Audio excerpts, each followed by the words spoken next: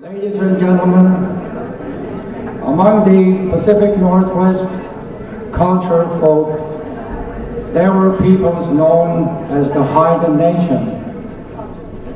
We look to them for some of the finest art pieces of the Northwest coast. They were the great wood carvers. They worked in stone, they worked in weaving, and foremost, they made the finest war canoes. And among some of these great people, I'd like to give the names of some of their fine artists, their fine people. Among them was Paul Morrison, James Edensor, John Brown, Sam Davis, Powell Charles, Clarence Beale, John Wallace, Benson Skulka, and many others of that great nation.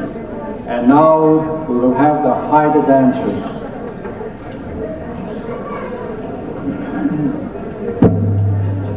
Omia, jas, mel. Omia, jas, mel. Omia.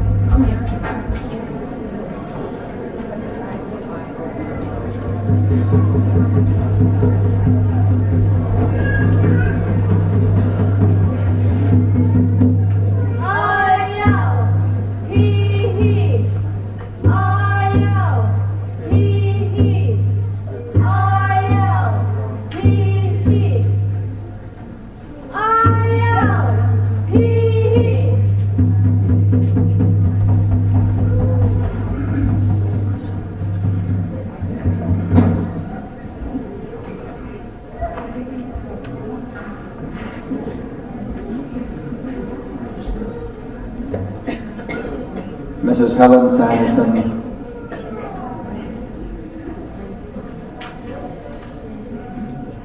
The first party that came in, Amiya Kelsey of Melbourne, is quite excited because there's something strange going on outside. And then the two girls that came in, we call it Naganiga. It's a form of announcement. Now we'll hear the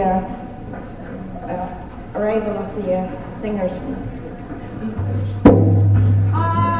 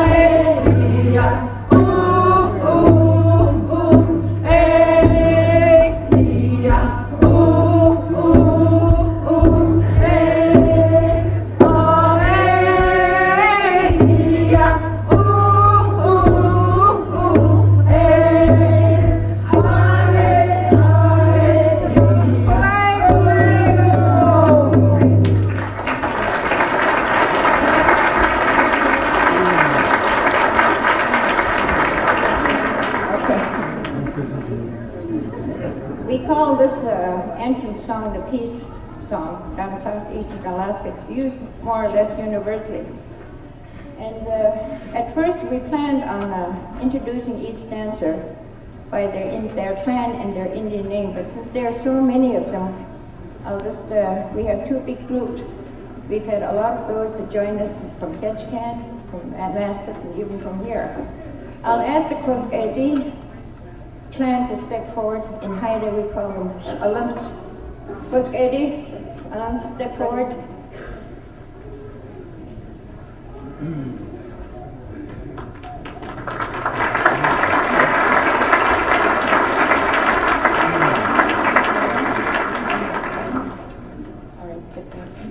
Next, Yakalanos.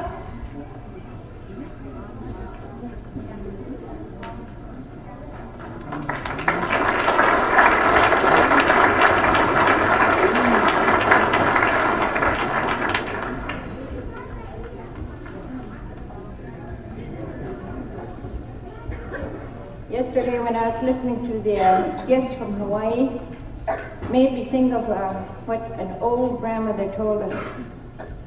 She said at one time, the ships, schooners, used to come up to Wai'anglas, Cape Mazan. Wai'anglas is Yakalanos village on Long Island, between Hokian and Cape Mazan, Kaitani.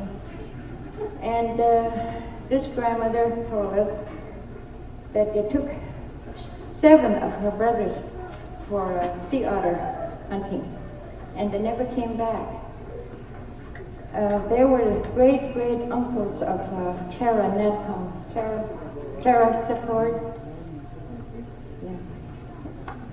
Yeah. They were her great uncles that never came back. And clear days, they're told that she used to sit on a point facing the Pacific Ocean, chanting for her brothers. In later years, we heard that they were given an island of their own in Hawaii. A few years ago when we were there, I was determined to find something out about them. I went to Bishop Museum. Esther, my cousin, wanted to come along with me, and I said, no, you don't like things like that. No, she wanted to come. After 5 hours there, she got tired. I was looking at skulls. They were labeled, and trying to find a Haida skull or some write-up about them. And the manager of the museum told me she had heard something about the Haidas and thought I would find something out about them on the Big Island. So somewhere on the Hawaiian Islands, there are Yakalanos Haidas. And I'd like to tell you a little story about the double-fin killer whale. There's always a reason why Crest was adopted. The same place, Yakalanos village, Wai'anglas, 4 ancestor of ours, said that it was the belief of the Haidas, I don't know what it is among the Tlingits, but if a person was lost at sea, that his or her spirit would enter into a killer whale. And he said if there's any truth to that, if he ever lost his life through drowning, that he would come back with 2 fins. Well, sometime afterwards he was lost. He never came back. And one day the whole channel filled up with killer whales. And right in the middle was a huge one with 2 fins. It seemed like the rest were holding him up to show off with him. For that reason, the Yakalanos, that's us, adopted the killer whale. Yeah, double fin. and we're very proud of it. I noticed there's a little girl from Massey that had 2 fins. Yeah, the next number is a Flathead song. I think that song was given to one of our older elders. For what reason, I don't know.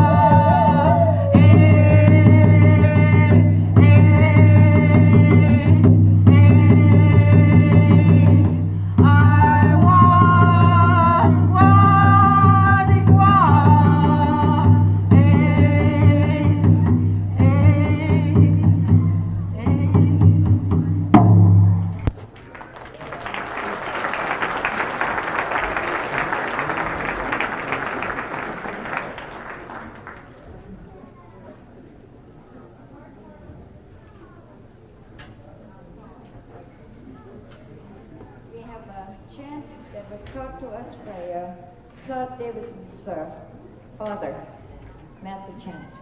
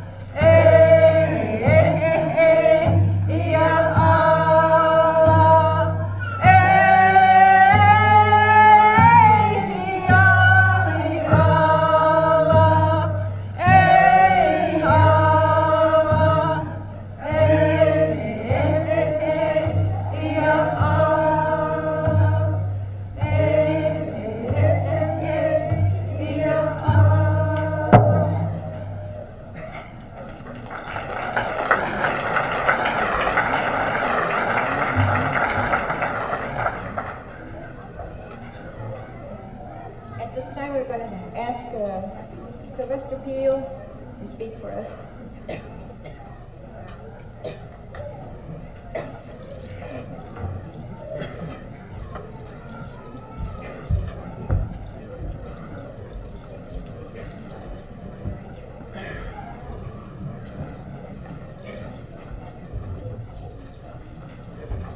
Ladies and gentlemen, once again, it's a pleasure to be here with you folks, participating in this celebration of your celebrating this next couple of days, your heritage and your culture. We're proud to be a part of this program. This morning, in my excitement before I got to introduce myself, as I was coming up to the stage, they said to be sure and mention your name, your Indian name, and your clan name, and so forth. And I skipped that, going right into my language. My name is Tsimshian. I'm from the Yakavanis tribe.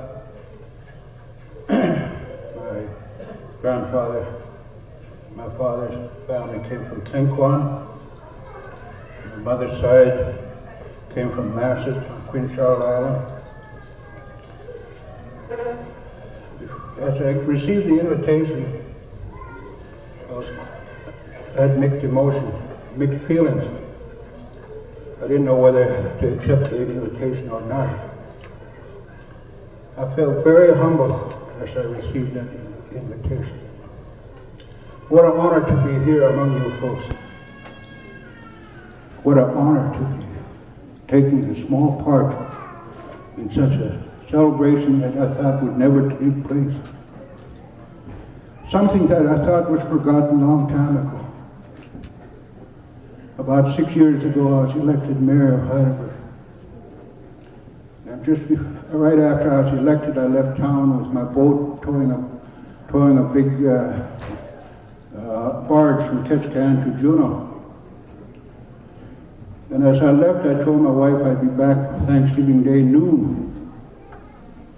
And that trip happened to be one of the roughest trips I ever had in my life on a boat.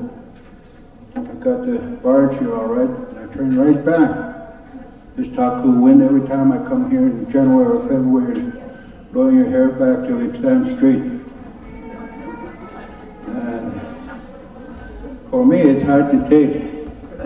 4 o'clock this morning, the wind was whistling through the windows there in the hotel. I got up and looked out the window. My Indian name is Tsimshian, and that means a weather watcher. I was going to forecast the weather this morning, and I looked right into a garage. I couldn't whether it's north wind or southeast or whatever it was. Digan Melasis, Hatalasis, Hatakoyasis, Tlingit Kilaosla, Itkitin Downs and Tlingit Kilada, Itga Haida, Sa Kinang Gudimos, Tlinsuidal Hataswa. Thank you. This is, thank you for taking part in this. I'm interpreting now exactly what I say. This morning I said some things that maybe I shouldn't have said. Anyway, I was so excited then it's hard to interpret for something you said a few minutes ago. It just disappears away from you. But now, perhaps a lot of you have talked your language and had a chance to interpret a little different, fearing that somebody might know what you said. As I look around, I just see one Haida sitting over there, so feel free to talk. Another one over there. I'm supposed to give a brief history. As I got the invitation, several people came to me, said, "What are you going to do? What will you say?" When I got the invitation, I thought I'd be dancing. But when it comes to dancing, I got two left feet. And when it comes to singing, I can't hardly utter a sound. So I don't know what line I was in when they were handing out the talent. I must have been in the wrong line. Anyway, I was supposed to touch briefly on the history of our people. History is pretty much the same all up and down the coast. The Haidas were divided into two clans, the Eagle clan and the Bear clan. Under these sub-clans, so forth, each clan having their own crest, like the bear I'm wearing on my dance jacket you can see here. You see all these other lovely dance blankets, different clan crests on them. It is indeed an honor, and I'm proud to wear mine. I haven't worn one for about 20 years. When I say it's an honor, I mean it's an honor. As I walked up to the stage this morning, I don't have a hat, and one of my group gave me a hat to dance with, or to make an appearance with, rather. As she gave me that hat, I was full of emotion. Had a lump way up here. Made me almost cry. To think that somebody thought I was worthy of wearing their hat. I want to thank you, dears, for wearing your hat this morning. I was most proud to stand up here with one of those peace hats. Some of our Haidas migrated over from Massive. When they got here, they found the village of Oyanlas, Yaklana's village.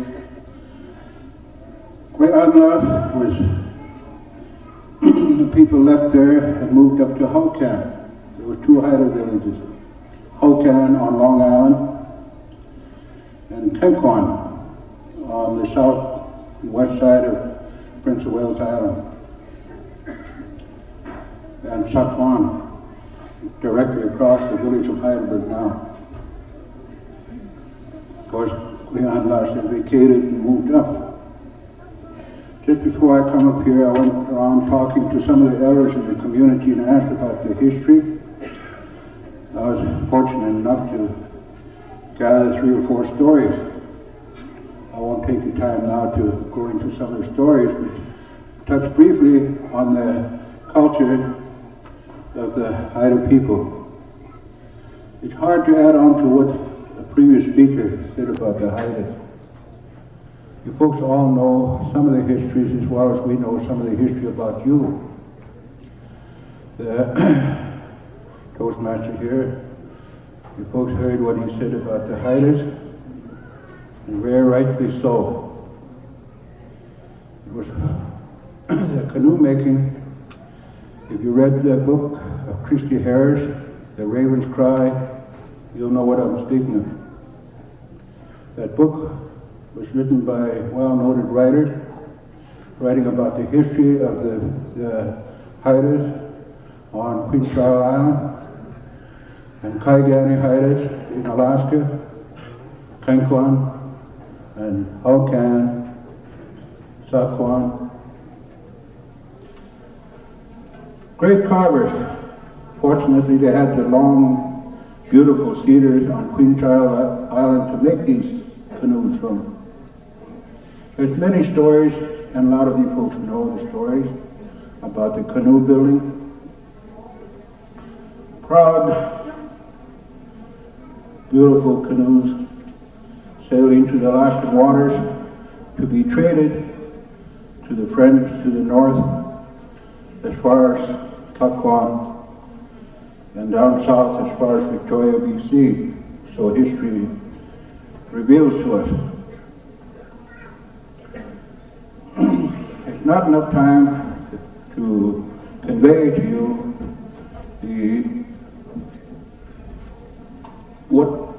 everything that I wrote here before I came to this gathering. Every day for the last 2 weeks, my wife would ask me, "Are you ready? Have you got your speech ready?" I said, "No." I could speak better off the cuff than I could read notes. The day before I got here, I did write a speech, and somehow back there in the shuffle it got lost. It was too long anyway. It was quite a lengthy one. I write very small, and it was 10 pages long. I just thought after listening to several speeches, I took a mind half and I put it back together and put it away. But we're proud to be here with you folks. About 5 years ago, the people in Heidelberg copied a potlatch like it used to be years ago. 2 young men, Terrence Peel Jr. and Warren Peel, built a canoe. I think it was a 14-footer. They built over there on Saquon Point, the old village. Their grandmother was from that village. So they're building a canoe across there, and after a couple of months they had it well enough along so they could row over to Heidelberg. And when the news came, the grandmother and grandfather wanted to copy old-style potlatching.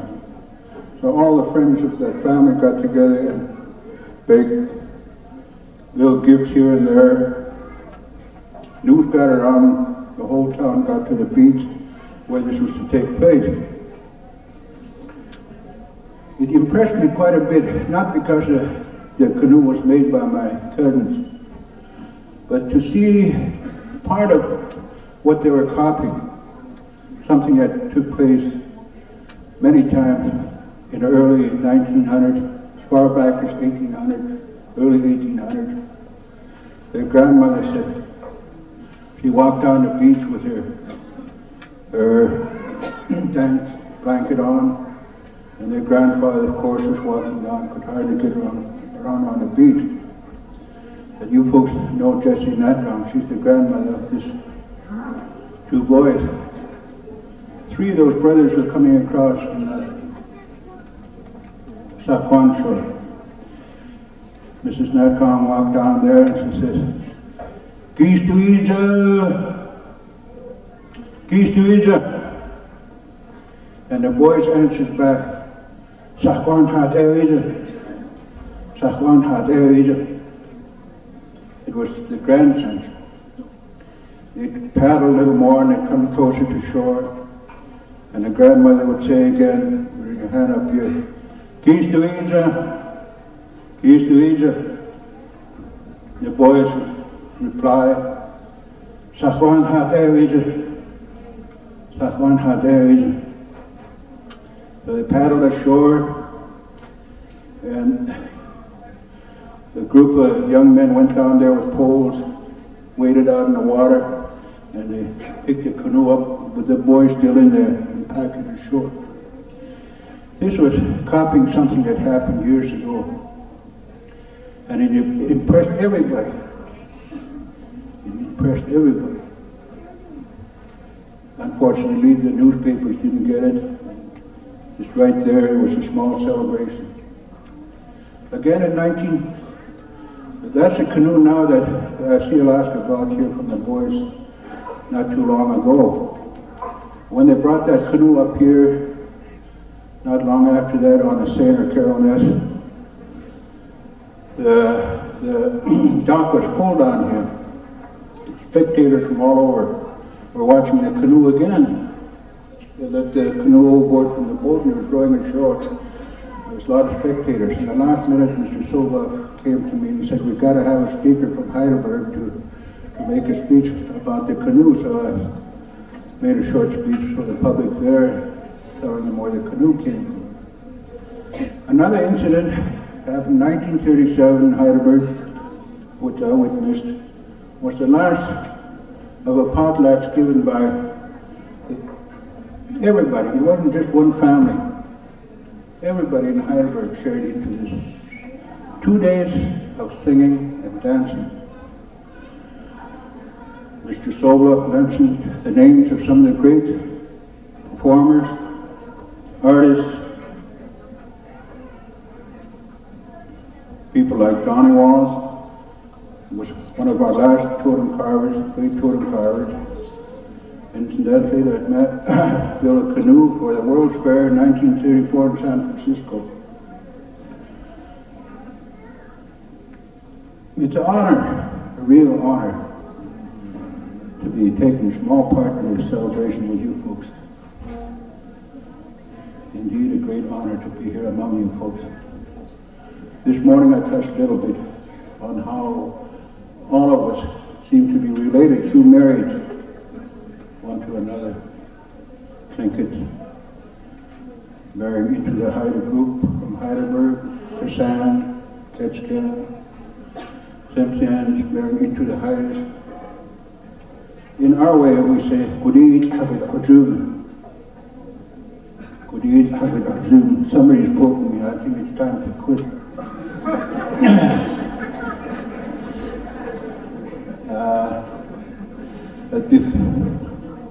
I was supposed to talk 45 minutes.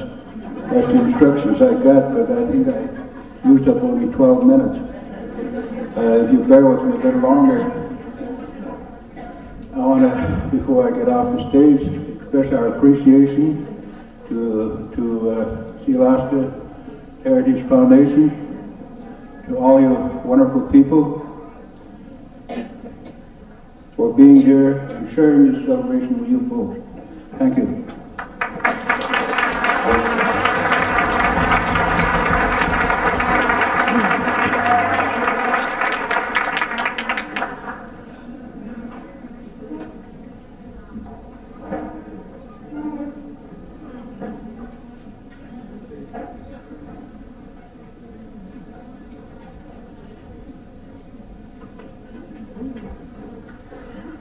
Next number on the program is a memorial song, a tribute to beloved ones that have gone on.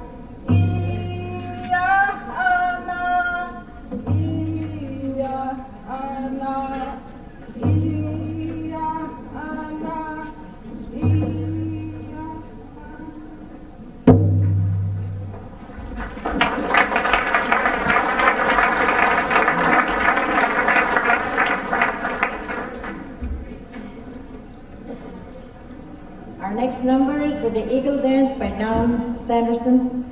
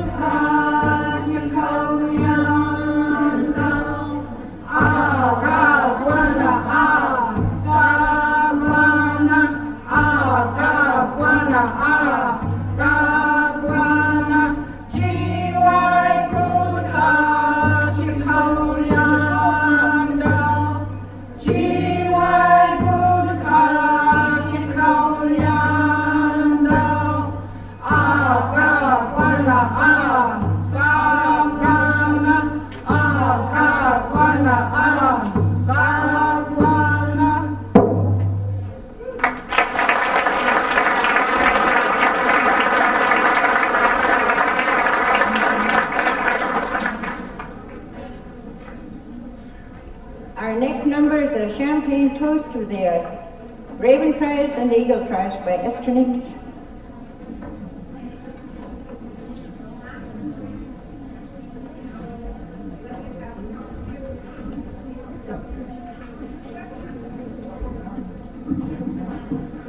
I drink and kill like a deep dungeon. It had asio, it gives to your garden. Why can you eat yellow? Quada is again, Dala in Waifu I Husugi, how wetla, drinking, those Gintuano, eat a Yamu and Sindu, Ti wet Dala, Panu, Ayat Kahilo, Wagan, eat as drink, Suda and Sindu, kill Lagan. Wagan, orange to drink Yasunde, people drink, Anu Sylvester is Ayatu, is the new Gigashu, bathroom are Haida, Wagashu, Hill cuts in here, Shaman, Hill cuts air, Shaman, pardon me, Anu Taka, my eaten, our mirrors, half parcel. How once it and so, Canon creates, oh, last Puna is Canon. I'll kill with a model someone, excuse me, on the bathroom base, who mirrors has compelled these regations, deacons as a flask and suit of our however, the man Tlingit could away from us Sylvester a Eat Yarland Shabbat and would eat quarter scan dollar in way would eat Husuki is how wet in how For years and years, a few years back, the mothers and fathers of all these people in this room were gathering a small amount of money here and there. Money they needed for themselves, but yet put together, and the results you see here in this room today. Thank you, kind people, for what you've done for us. And the other side of her talk was Mrs. Helen Sanderson during lunch went to the restroom and looking around, said, pardon me, she said, can you show me the restroom? She looked, and there was nobody else in the room. I don't know how it is, maybe several mirrors in there, and turned this way and saw another person there, she thought. So she said, would you show me the bathroom, please? And she looked up and, the reason why she said that was when you get this old, we call it K-Holdingus. When you get old, you get crazy. You answer yourself when you talk, and that's what she was doing. And when I went back to take my seat there a while ago, I just thought of why I told you the story about when I came up with my boat. It sounded kind of foolish, but when I got back to Heidelberg, I witnessed one of the biggest Haida dances I ever saw. 80 people dancing. 80 people. That's why I'm saying it again. I'm very proud that we're part of you. On with the dance.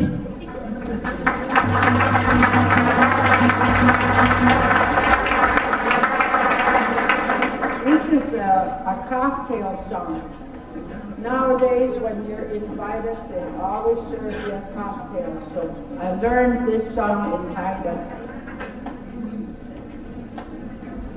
Hawan kutai adi gulagandanu wan wakases asigasn dastu sweet akan kuslasingat kaganu tiak lanaski alangwan waskingan slatu I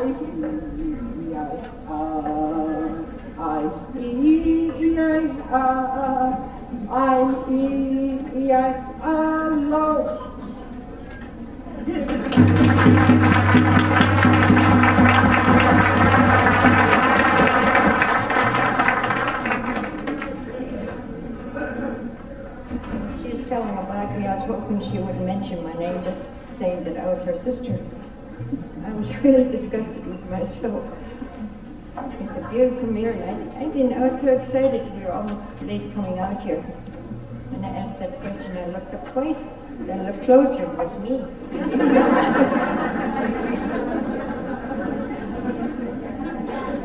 I could tell a lot of stories on her too, but we're in Hawaii. 5 hours out at Bishop Museum. She says, "Come on, let's go. Quit looking at bones." And the only thing that impressed her was that avocado tree that was growing outside the entrance. She couldn't get over the size of the avocados. Me, I was taking all kinds of notes, and I was sorry that we didn't get to make it out to the Big Island. But someday I still hope to unearth something about the Haida men that were taken, and we met one man that told us that they were given an island for themselves. And he said they were fine-looking, big, tall Haidas, intermarried with the Hawaiians. And he said during this time, they were still able to speak the Haida language. So perhaps sometimes we'll find something about them. The next 3 numbers is going to be dedication songs. It's for children on the father's side. Not your clan, but on your father's side. And the first number will be dedicated to Eflana's children. It's Eflana's men's children. Eflana's children, step forward.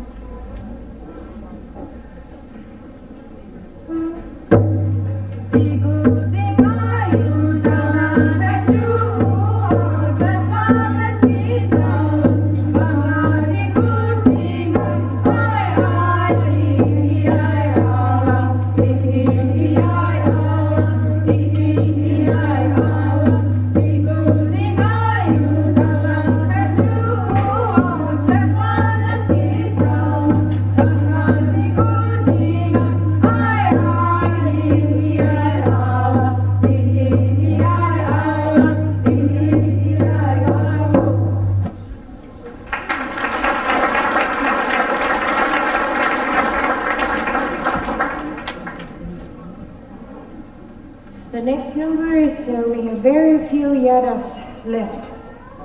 The Yadas came from Kasan. We have a couple from Kasan now. They've been keeping that little village going for years and years. And Mr. David Peel is a grandson of the late Chief Sangha. In English they pronounce it Sanihat. The Chief Sangha, Mr. and Mrs. David Peel. Yadas.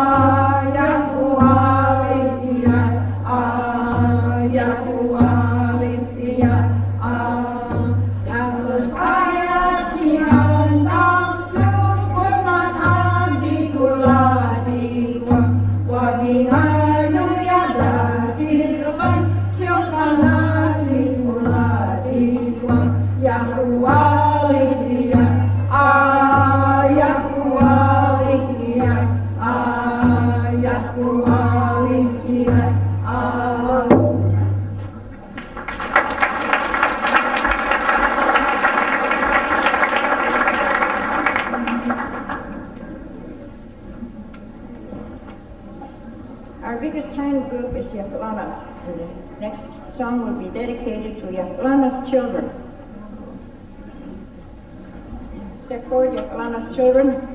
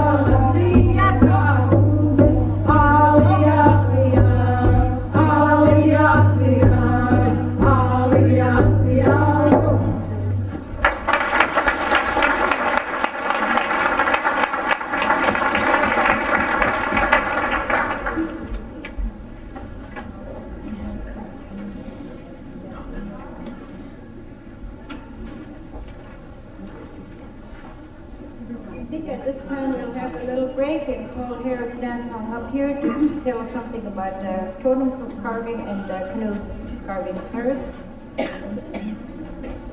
another Yaklanas.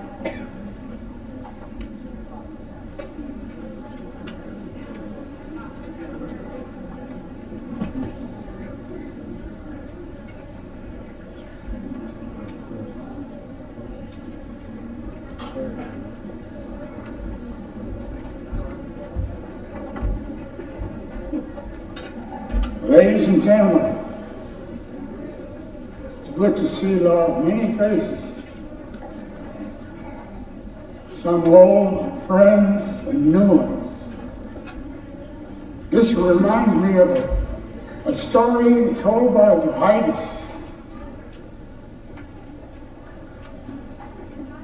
Years ago, when the Haida wanted to have the story straight, old history. They gathered the old people together in one house. Then they started to tell a story about the history of Haida. And then if one of them made a mistake, they'd correct him. The reason why I talk about this is it reminds me, this gathering reminds me of that old time get together about storytelling. I'll tell you a story how the canoes came about and the totem poles. One old fellow in Massett, he went out, one old man, he went out to jig for halibut. In Massett area, you can see the bottom, it's all sandy, all white. They were going to put up this halibut, dry it, and put it away for the winter. So he went out. When he put his line down in the water, he looked down. Right underneath him was a town, village. You see houses and canoe, totem poles, underwater. He pulled his line back in.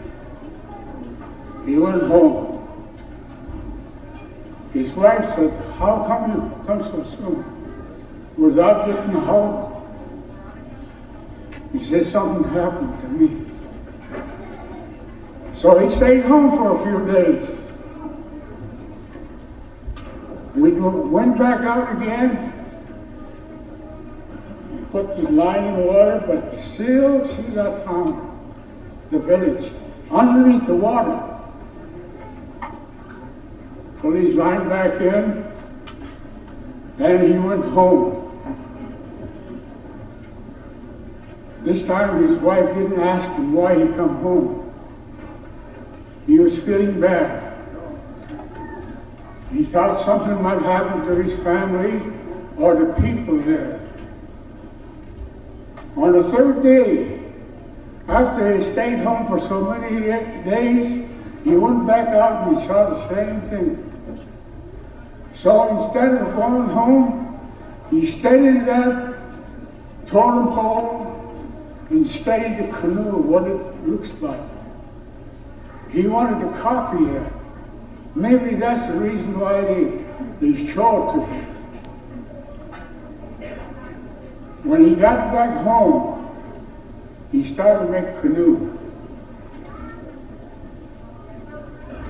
After he made that canoe, he called it Haida calf. That means war canoe. And then he started to make totem poles, just like you see it underwater. And then a community houses. You copy that. That's how come the Haidas know how to make that canoe, the war canoe. I read a story in the Haida paper not very long ago when this boy lost his dog. When his father come home, he said, "Daddy, I lost my dog. I don't know where it is." His father says, "Why didn't you put it in the paper? You know my dog can read." Thank you.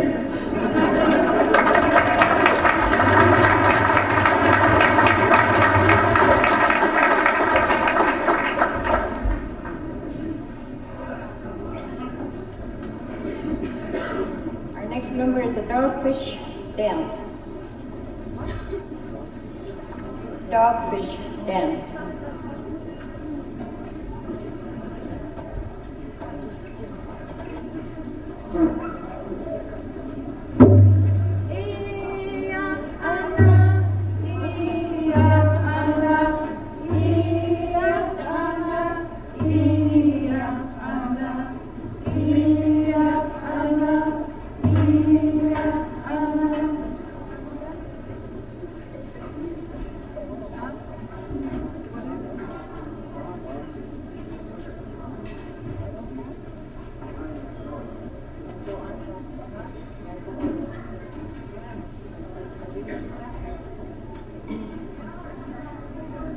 The next number will be the gambling song.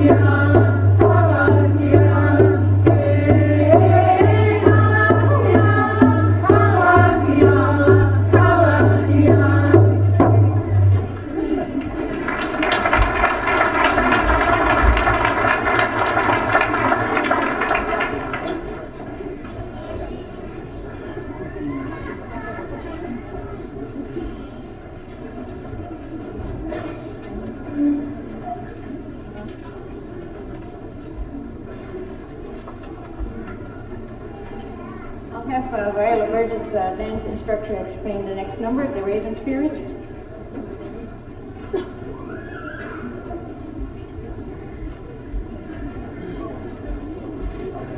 When we first started taking languages, I took Tlingit first because there was nothing really written in Haida. So in 1972 we were up at Sheldon Jackson, and every time we got through, our grand finale was to Indian dance together. This was the thing we ended up with, a big Indian dance. And the Sitka people, I see one lady sitting right here, Mrs. Littlefield, and A.P. Johnson, and there was Ray Nielsen there at the time taking the language with us. And I liked this song so much, it was so jazzy, you know. We were always really solemn and everything. And this was really a jazzy song, it's a Raven Spirit song. And so they said, if you could learn that song, you know, you could teach it to your kids, we'll loan it to you, but only for the children. But when we travel right now, and we see all our brothers and sisters from all over Alaska, we like to do something like this for you. We got it written in Haida, but we sing it in Tlingit. And I hope you all understand what we're doing.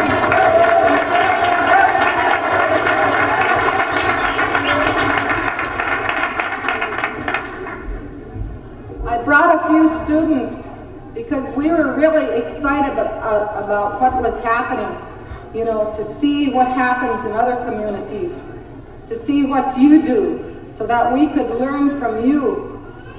I know Sealaska has done a lot of good things, but I think this tops it all, because this is for our native older people, our elderly people, and in our community we have very few. I'm proud to say I still have my namesake alive. She's 98 years old, and her brother celebrated his 100th birthday on the 1st of August. We're very fortunate in our area to have very few left. These are the few that are coming up behind them, and they're very few. But you know, I really look at all the old people here, and there aren't too many.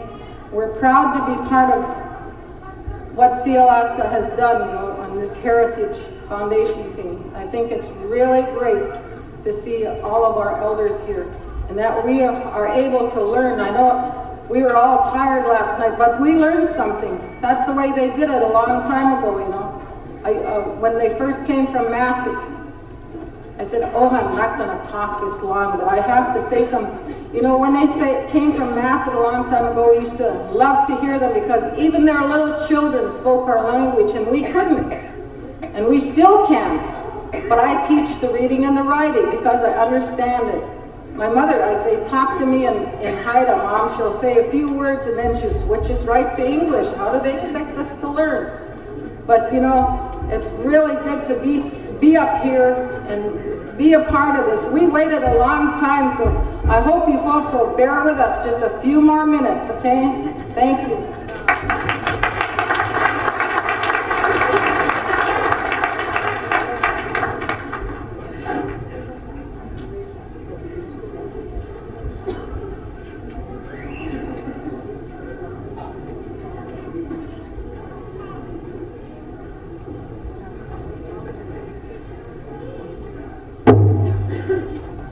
Ah,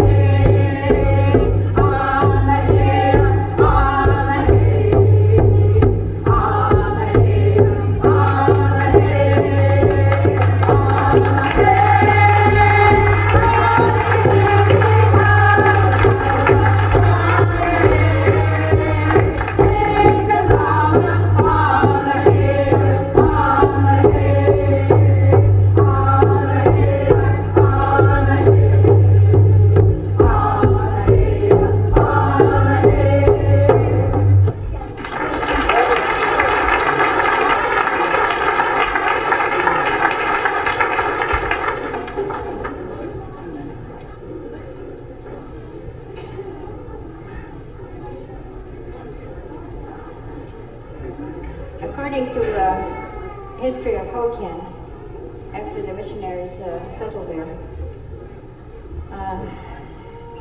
the one that Viola was talking about, our old grandmother and aunt, she's 98 years old, she said on a certain day, Mr. Gould, she called him, the head missionary worker, would dress up in his soldier's outfit and walk through the village swinging his sword.